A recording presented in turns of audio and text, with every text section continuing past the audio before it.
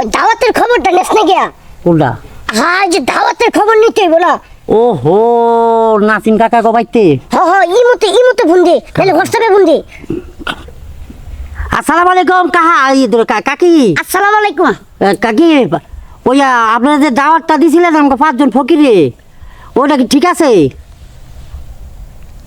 কথা কেন আচ্ছা মাথা চিকে তাইলে আমরা সময় মতন চললাম।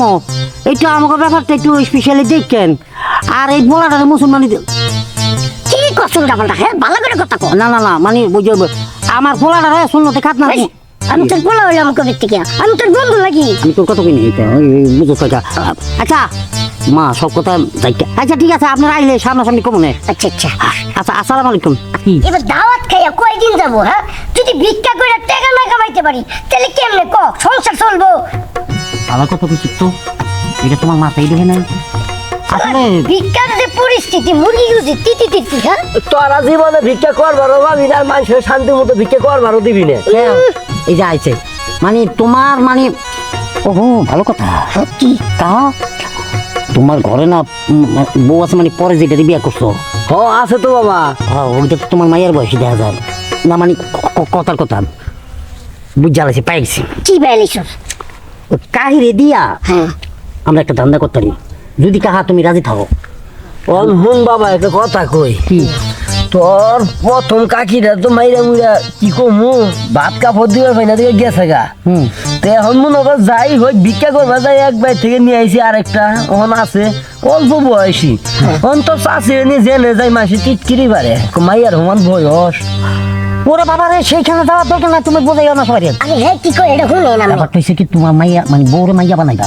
এ বেড়া, কি তুই কি কইতাছ উল্টা পাল্টা? তোর মাথা কি ঠিক আছে না পুরা টুক গেছে? আমার মাথা ঠিক আছে। আমার হই বউ, হের আমি মাইয়া কেমনে বানামু? হ্যাঁ, ওরে পাটার ফুপাটার বয়স তো হয়েছে না, বাতাসে হয়েছে তোমার।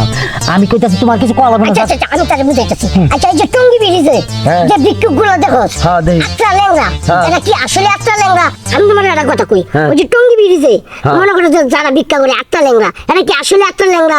এটা তো একটা ল্যাংড়া না, এমনি পাবলিককে বোকা বানাইতেছি। আমরাও বোকা বানাবো, বুঝো না? কে কি বল? আবার ধরা পড়লে যদি আবার মাইমুর খাওয়া লাগে বুড়ে বয়সে। দেখছো কি কর? তুমি আবার চাচি তো তারপর বাবা কিটা বুঝতেছি দাও। কামনি আমি ভালো হবো তো বাজান হুন। আমার বউ কিন্তু প্রথমটা গেছে গা, আমি কিন্তু এই বড়রা কিন্তু হারা বেরছাই না। না আড়াইটা না। তোরা কইস আমি কিন্তু নিয়ে আইতাছি। হ্যাঁ, তাড়াতাড়ি যাও। আচ্ছা, আবার কি? তুমি যেভাবে আইসা যাইতাছো হ্যাঁ। এক দুপুর পার হয়ে যাবো, বরং আমরা তোমাকে বাচ্চা দেয় কাকি দিলে তারপরে দিতে পারি। ভালো কথা বাবা, আও খালি আও। আল্লাহ আমার আমার আল্লাহ নবী দিনের নবী মুস্তাফা রাস্তা দিয়া হাইটা নাই হন্নাটা বান্দা ছিল গাছের ভিতর বাড়িতে কেউ আসি না কেউ খালাম্মা। ওই যে একটা খালা দেন।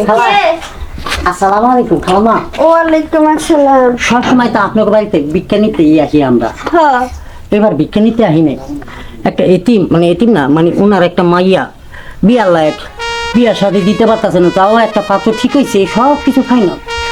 ব্যাপারটা কি জানেন, মাইয়াটারে বিয়া দিতে হইলে লাখ দেড় টাকার মতন মামলা।